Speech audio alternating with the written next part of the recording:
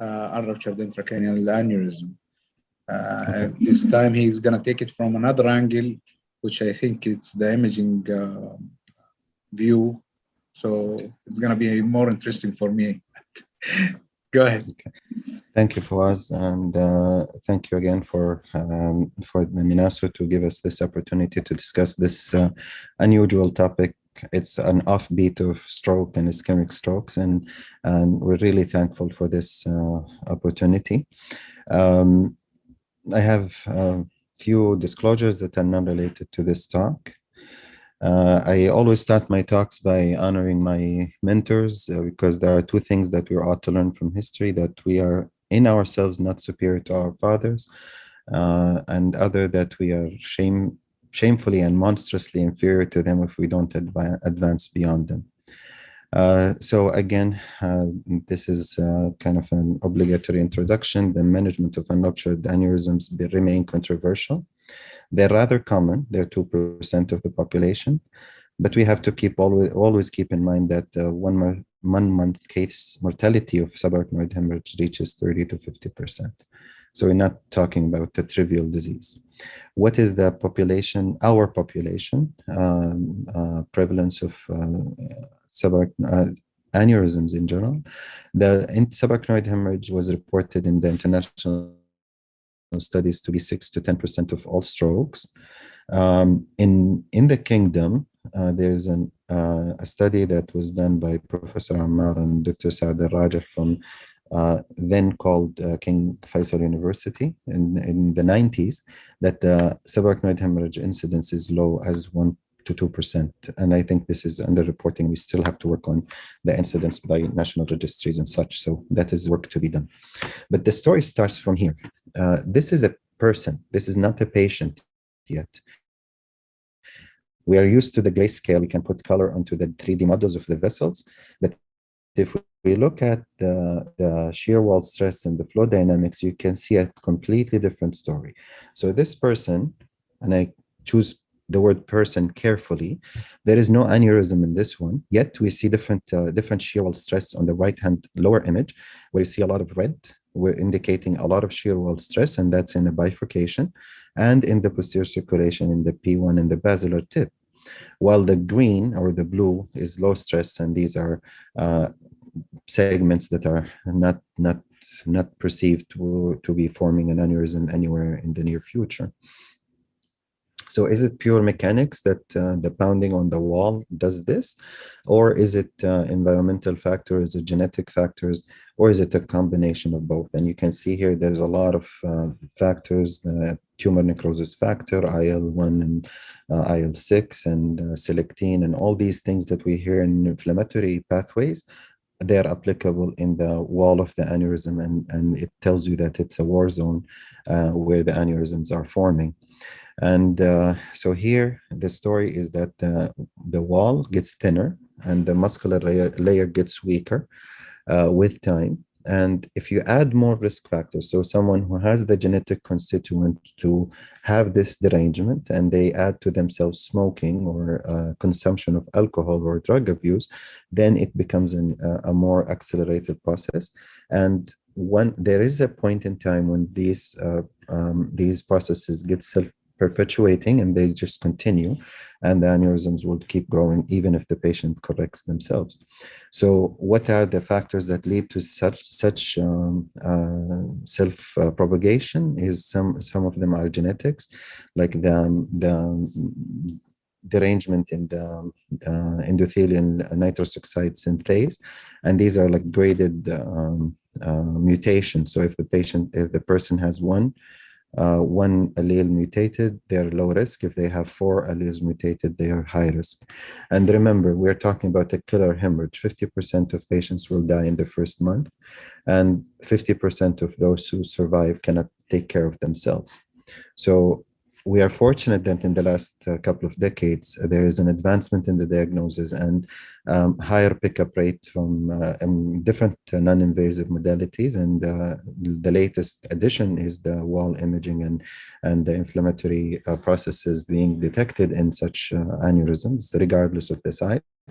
This issue of statistics were actually laminated in my pocket when I was a fellow, but now we know that we moved beyond this significantly. And again, people talk about conservative approach in those less than 60 years and aneurysms that are less than 7 or 10, depending on what you choose, and you can follow them with annual imaging. Again, here when we talk about the microsurgical clipping versus endovascular treatment, I'm not going to dwell much on that. Dr. Turki is going to talk about this, but microsurgical clipping has higher than 90% obliteration rate with a morbidity and mortality profile, as you can see, but worse in older patients and larger aneurysms.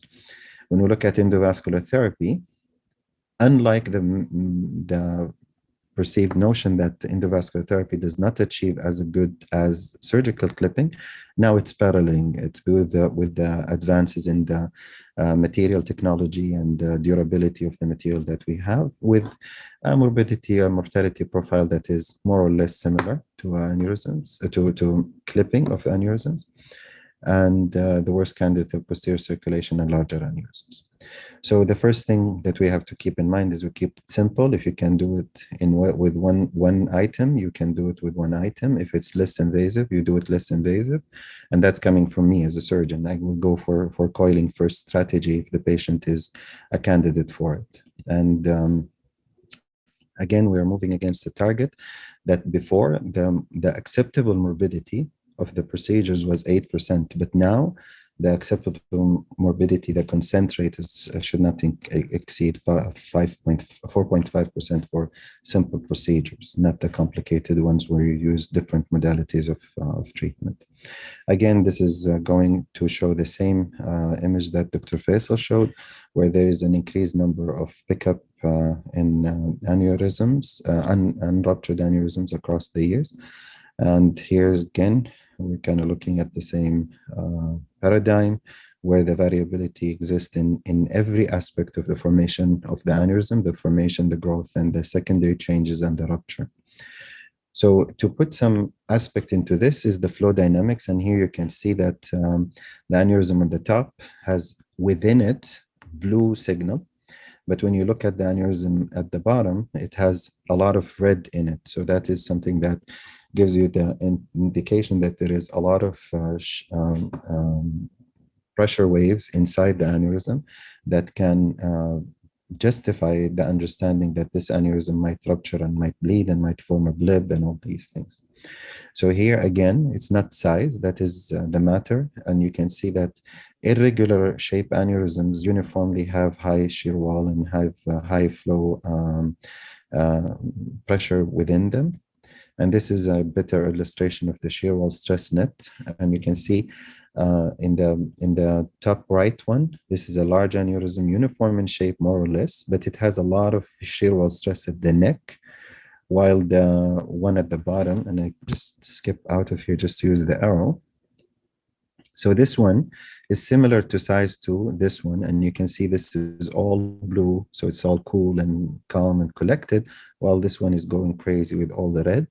Here is something that we can understand, that the bleb has a lot of pressure in it, so that's why it's a good rupture point to predict.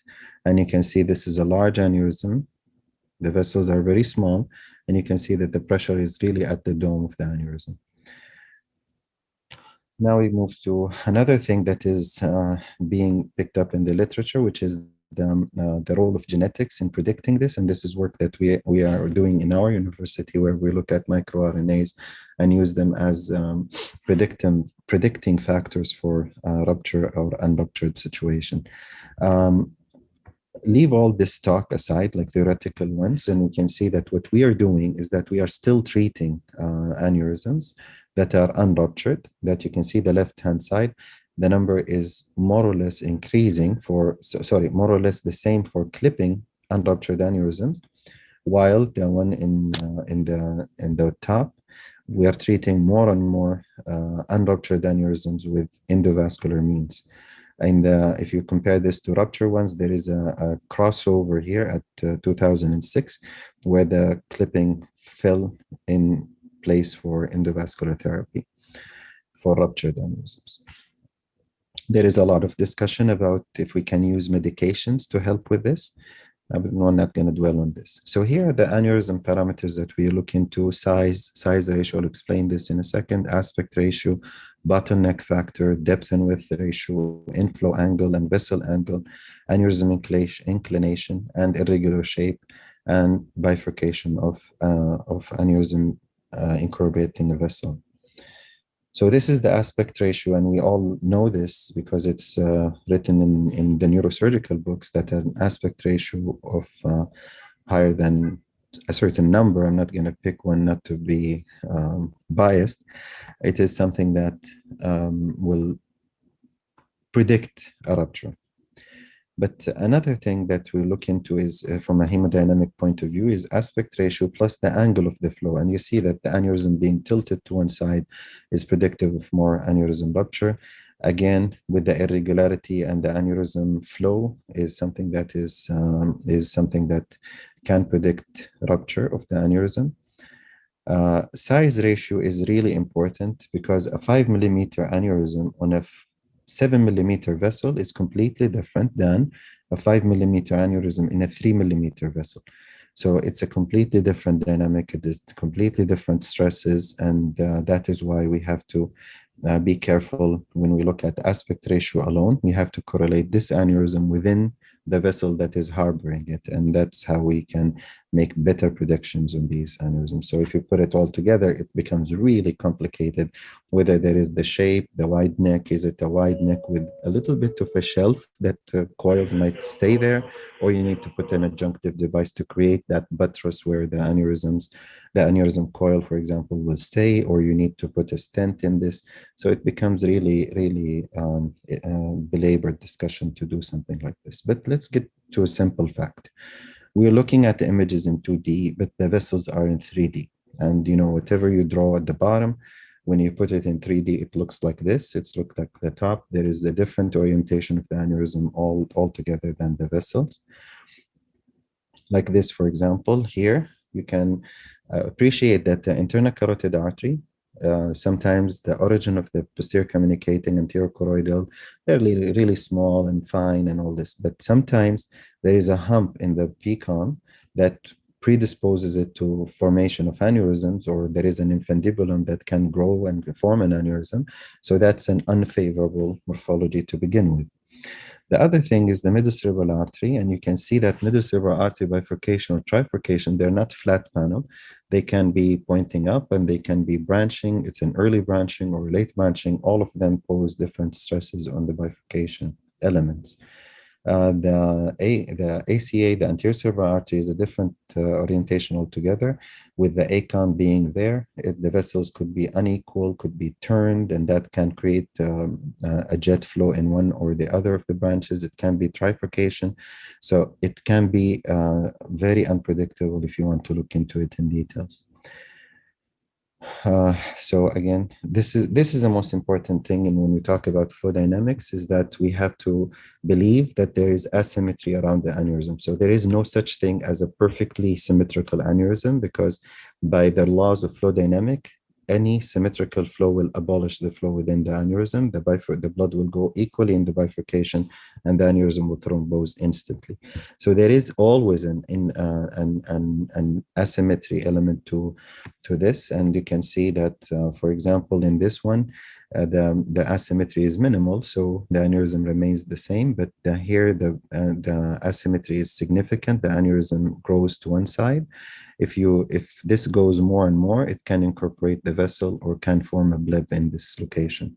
So it becomes a real interesting thing to look into this in that context. And that's why we see the variability. You see a small aneurysm, you see a big aneurysm, you see one that involves one branch or one that involves a different branch. Here you can see also the same concept in a different way.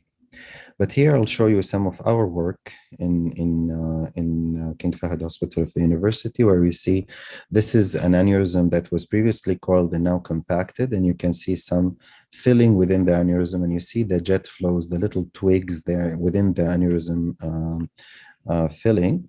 And this is after the additional coils, and you can see that there is the flow within is diminished, and the jet flow is is streamlined within the ACA and the MCA.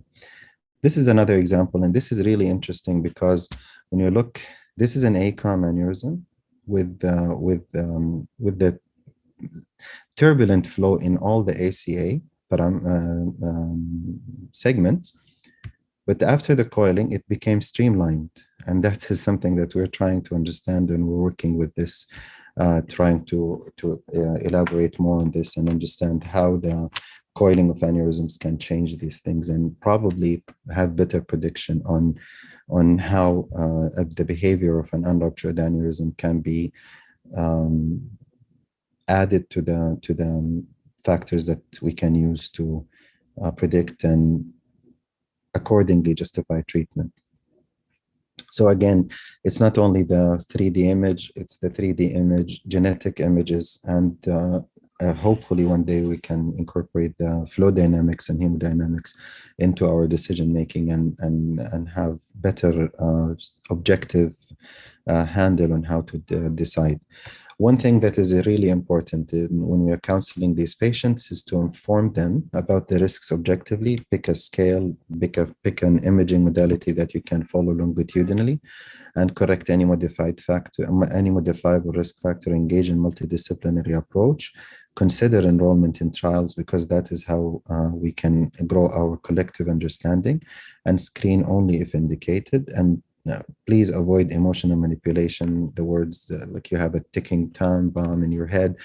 This is not something that is good for the patient's psyche or for their family as well.